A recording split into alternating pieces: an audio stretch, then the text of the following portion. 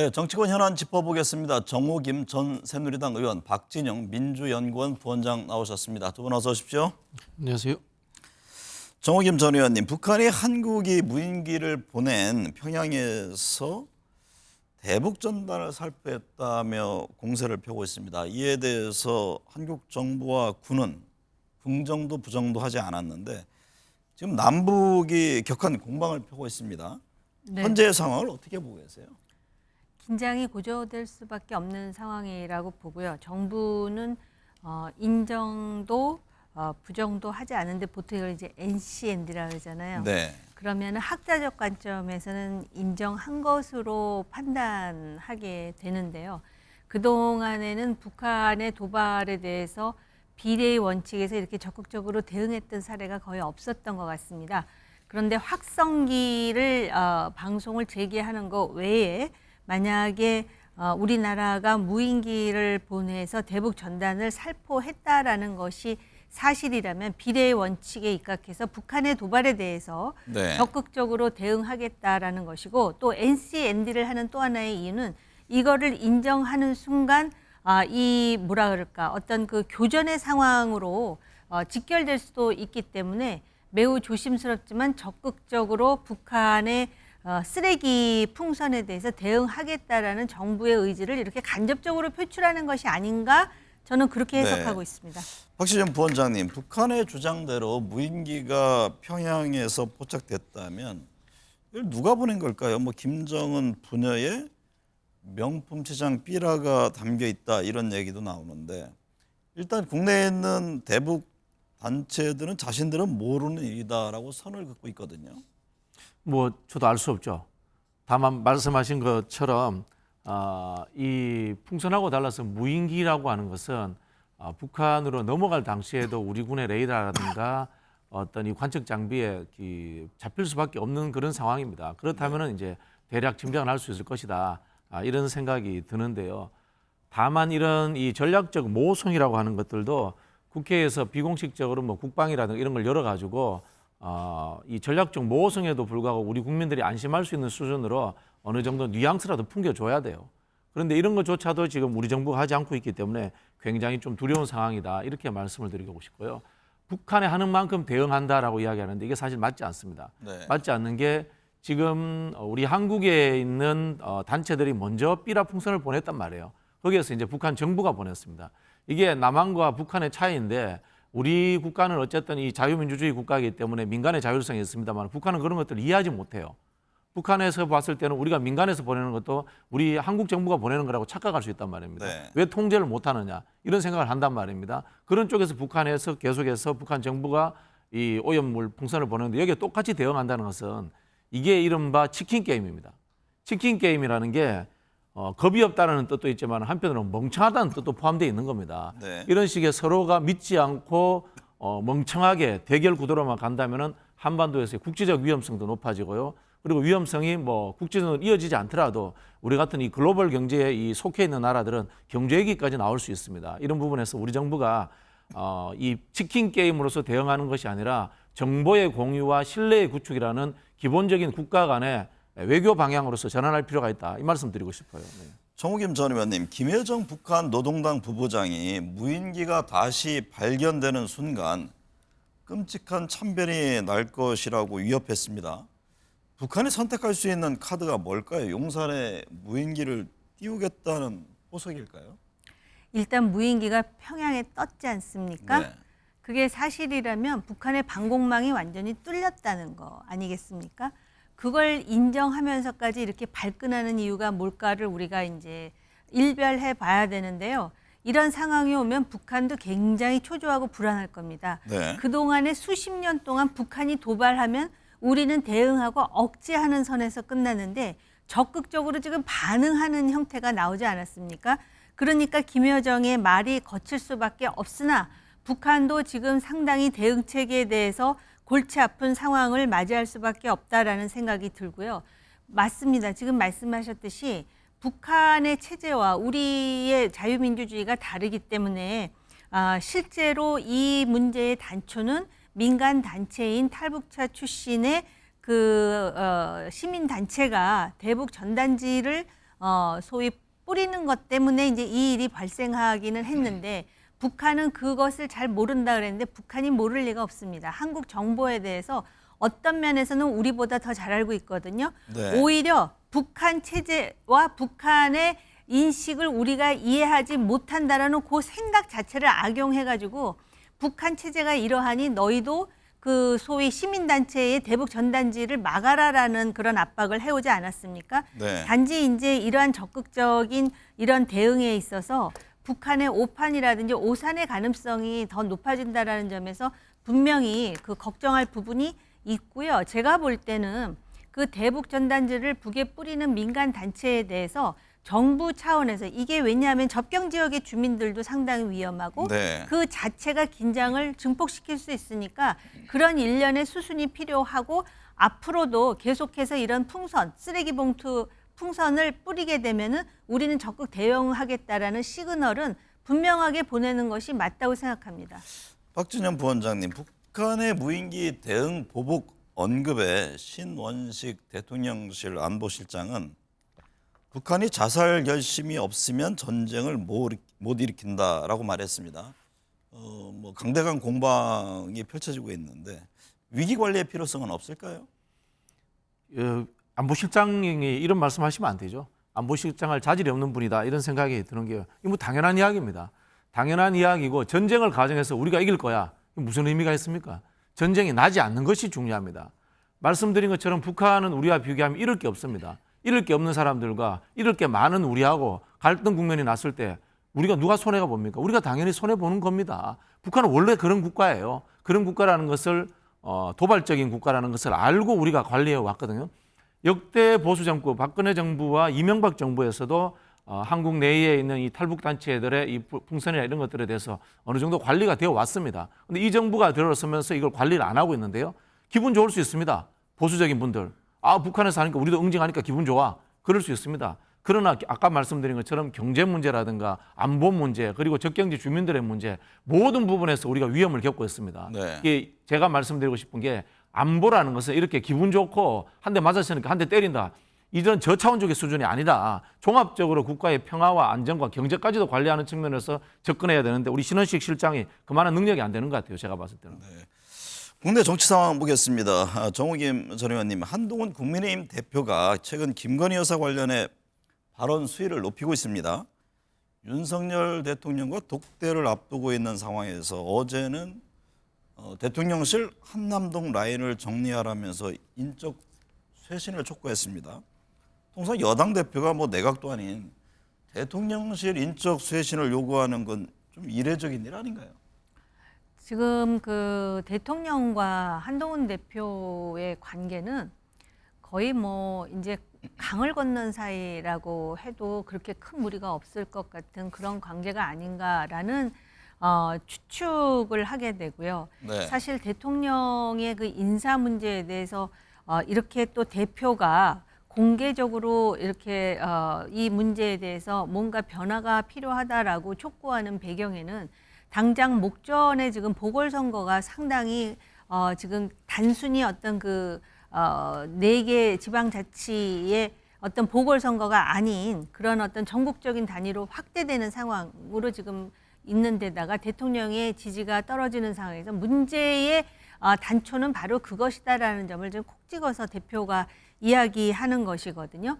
그래서 제가 볼 때는 이렇게 한다 그래서 대통령이 인적 쇄신을 당장 할 것 같지는 않습니다만은 네. 아마 유권자나 또는 이제 본인이 당대표로서 이번 그 보궐선거를 앞두고 지금 이 정치권 특히 여권의 문제의 근원은 바로 여기에 있다라는 것을 다시 한번 환기시키는 차원이 아닌가. 그리고 네. 만에 하나 보궐선거에서 예상치 못한 결과가 나와서 책임을 지는 상황이 오게 되면 그 책임의 근원은 물론 당대표인 자신도 일부 져야 되지만은 보다 근본적인 단초는 거기에 있다라는 부분을 지금 부각시키는 것인가라는 생각이 들었습니다. 네, 박 부원장님, 김건희 여사 문제에서 시작된 민심 악화를 막기 위해 한동훈 대표가 정면 돌파를 선택한 것 아니냐 이런 해석이 나오던데 한 대표의 최근 발언은 어떻게 보세요?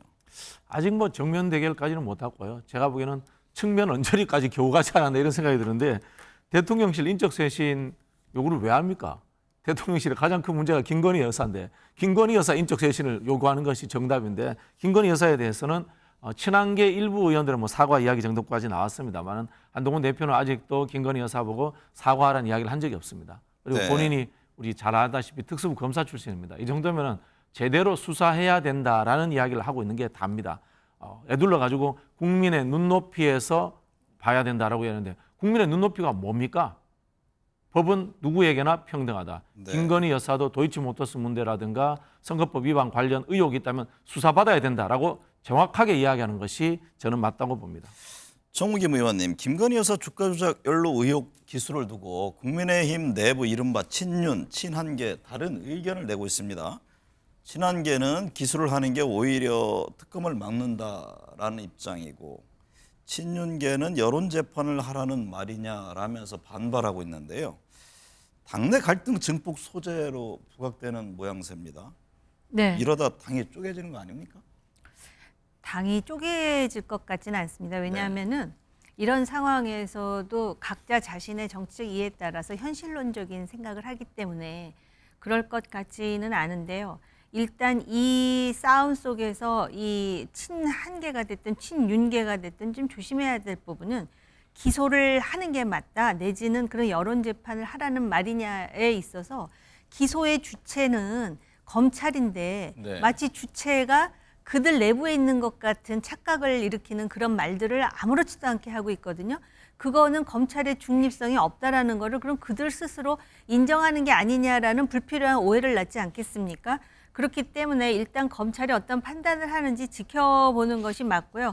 아마 친한계 입장에서는 국민의 눈높이에 맞게 검찰이 결론을 내리라고 지금 아마 기대하는 것 같고요. 네. 그다음에 친윤계라고 하는 사람들이 몇 사람이나 되는지는 제가 잘 모르겠습니다. 아마 중도에 상당히 그 그레이 에어리아가 또 있을 거라고 저는 생각을 하는데 그런데 이제 이분들은 여론 재판을 하라는 말이냐라는 그 의미 속에서 이런 식으로 김 여사 문제를 너무 노골적으로 돌출시켰을 경우에 과거에 자신들이 경험했던 어떤 그 탄핵이라든지 또는 배신의 트라우마라는 게 있지 않습니까? 네. 그러니까 이게 두 가지 측면이 있는데요.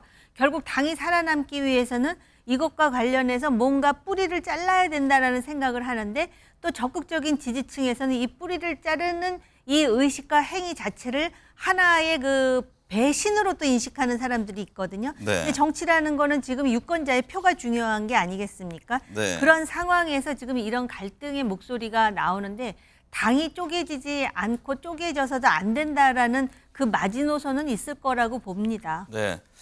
여권을 뒤흔드는 명태균 의혹에 더불어민주당 국정농단 의혹이 점입 가경이라면서 공세의 수위를 높이고 있습니다.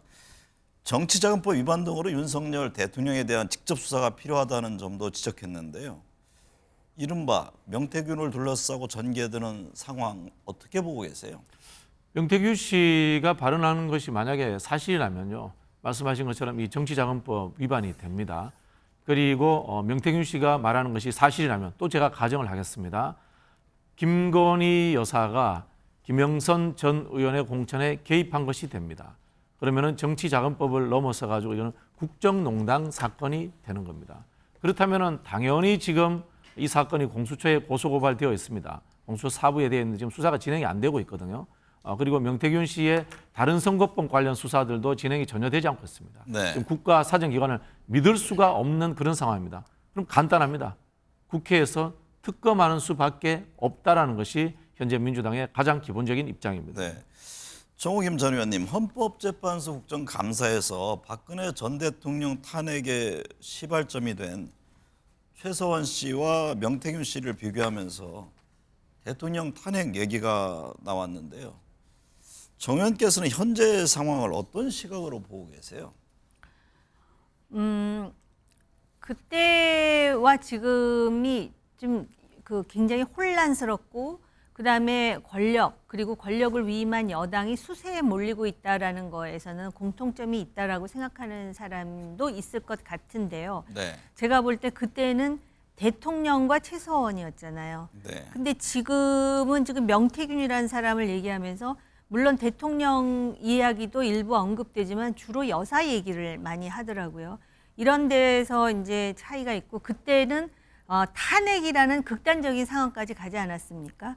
그렇기 때문에 아까도 트라우마라는 말씀을 드렸는데 그런 지경까지 가서는 안 된다라는 이 위기감이 그 국민의힘이라든지 관계자들뿐만 아니라 국민의힘을 지지하는 사람들도 가지고 있다라는 점에서 차이가 있는 것이고요. 그다음에 이 상황을 좀 단순화시켜서 거칠기는 하지만 지금 야권은 명태균을 잡고 있는 거예요. 근데 명태균은 김 여사를 잡고 있는 것 같아요. 근데 김 여사는 뭐 표현은 뭐하지만 윤 대통령을 잡고 있는 상황 아니겠습니까? 이런 일련의 상황 속에서 과연 명태균이라는 사람이 바로 뭐 정치자금법 위반이라든지 그런 어떤 그 법적 조치를 통해서 페이드아웃이 되느냐, 네. 여기서 그냥 정리가 되느냐, 아니면은 여기서 지금 야당이 지금 뭔가 끄집어내고자 하는 또는 흔들려고 하는 그러한 어떤 그 생각지도 못한 지금 상상할 수도 없는 그러한 일련의 상황이 법리와 증거로서 보여질 것인가. 지금 이 부분에 대해서 아무도 장담 못한다라는 게 네. 문제가 되겠죠. 박 부원장님, 명태균 의혹을 두고 연일 거세지는 야권의 공세, 그만큼 사안이 중대하다고 보는 걸까요? 야권이 염두에 두는 최종 종착지는 어디일까요? 결국은 진실을 밝히는 거겠죠. 네. 그런데요, 이 진실이 굉장히 오래된 진실인 것 같아요. 도이치모터스 주가 조작 의혹 같은 경우에는 대통령이 되기 전 윤석열 대통령의 검사 시절에 권력이 남용될 것이다. 이렇게 우리는 또 짐작이 가능한 겁니다. 그리고 명태균 씨 의혹을 보면요, 국민의힘 대통령 후보를 뽑는 경선부터 적용이 되었습니다. 네. 만약에 이 명태균 씨의 발언이 사실이라면, 그리고 만약에 도이치모터스 주가 조작 사건이 사실이라면 윤석열 대통령은 대통령이 되어서는 안 될 사람이 대통령이 된 겁니다. 네. 그리고 지금 이 국정을 이 모양으로 끌고 가고 있는 겁니다.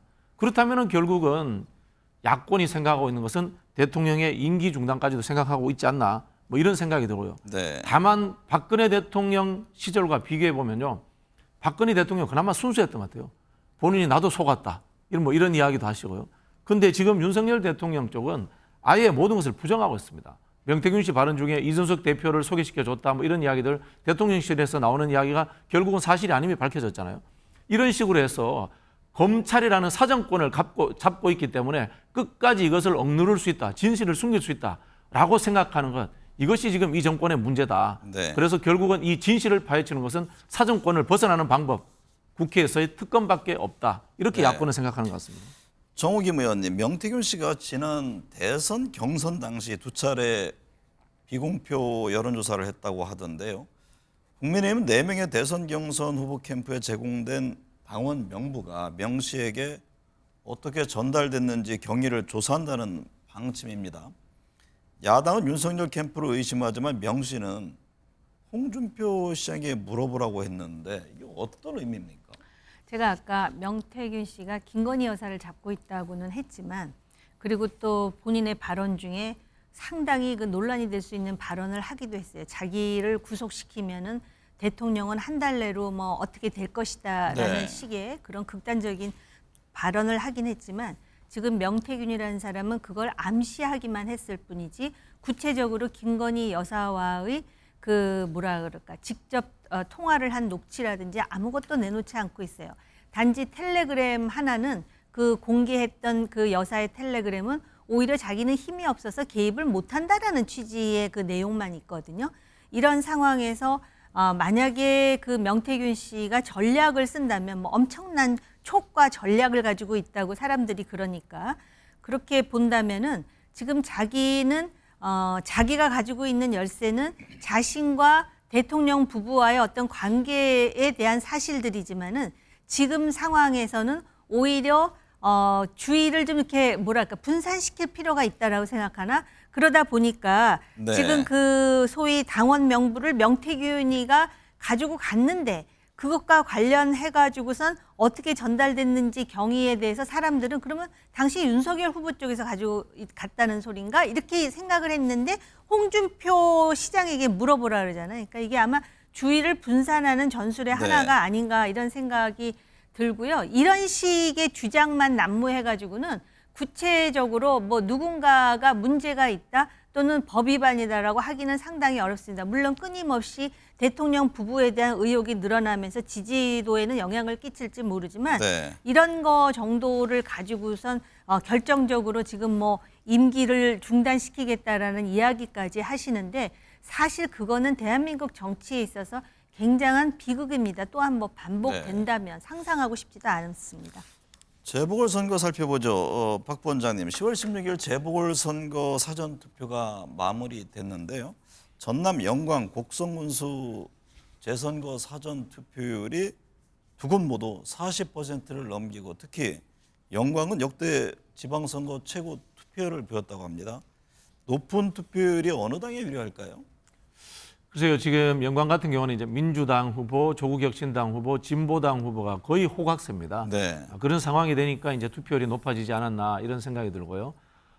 결국은 현재 시점의 여론조사에서의 추이에 의해 가지고 투표율에 참여한 분들도 누구를 지지하느냐가 비슷하게 수렴됩니다. 네. 제가 봤을 때는 민주당과 진보당 후보가 앞서가는 경쟁을 할 것이다. 뭐 그런 예측이 들고요. 네. 조국혁신당은 상대적으로 조직력이 약하기 때문에 좀 처지지 않을까 뭐 그렇게 예측을 합니다. 네. 네. 정우임 의원님, 투표 결과에 따라 한동훈 이재명 대표의 입지에도 영향을 줄 것으로 보이는데 만약에 텃밭을 빼앗길 경우 누가 더 타격을 입게 될까요? 그게 금정이고요. 한동훈 대표로서는. 네. 그다음에 이제 이재명 대표로서는 아마 영광을 얘기하는 것 그렇습니다. 같은데요. 여전히 지금 보궐선거이기 때문에 조직이 중요하다라고 현장에서는 생각하는 측면도 있어요. 근데 만약에 금정과 같은 경우에 지금 조국 혁신당하고 민주당의 후보 단일화를 했고 또 심지어는 조국 대표까지 가서 선거 이제 운동을 하겠다라는 거 아니겠습니까?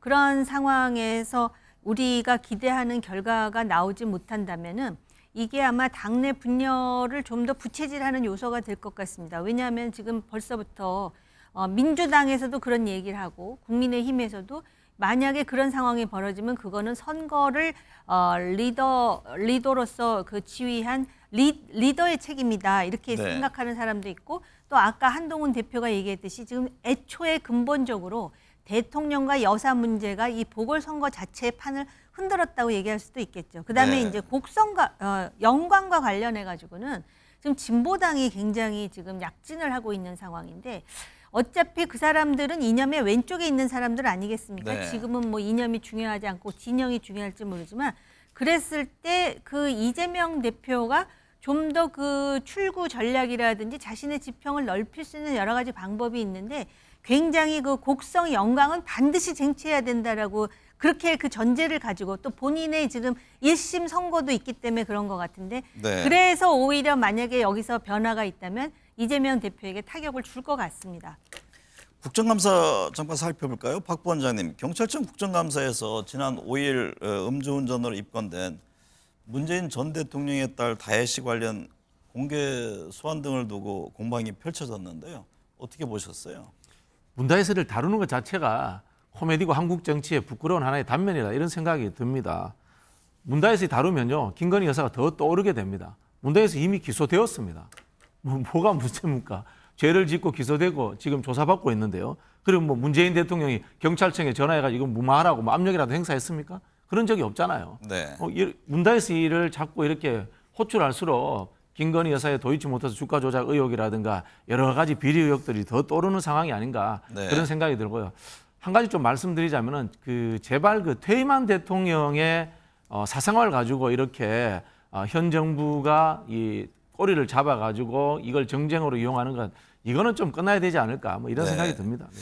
정우임 전 의원님, 국회 행안위 국정감사에서는 김건희 여사가 마표대기를 찾을 당시 교통 통제가 있었다는 자료가 공개됐는데요. 무슨 권리로 교통을 막았느냐 야당의 지적이 있었습니다. 이 점은 어떻게 보셨나요?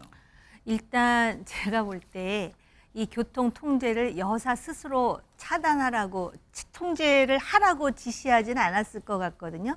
이런 식의 어떤 그 표현은 뭐하지만 과잉 충성이랄까 또는 뭐라 그럽니까 그 소위 심기 뭐 그 보존이라고 경호라고 네. 할까요? 이런 그 주변에 있는 사람들이 상당히 문제가 있다라는 것하고요. 지금 김건희 여사는 진영이 다른 사람들뿐만 아니라 무당층 그리고 심지어는 보수층의 지지자들도 김건희 여사와 관련해서 비판하거나 우려하는 목소리가 굉장히 높습니다. 정말 김건희 여사가 아주 좋은 일을 해도 지금 욕을 할 준비들이 다 되어 있는 상황이기 때문에 이런 상황에서 어떻게 보면은 활동 자체가 오히려 대통령의 국정 수행에 도움이 안 된다라는 점이 여사가 직면한 딜레마가 아닌가 생각합니다. 네, 오늘 두 분 말씀 감사합니다.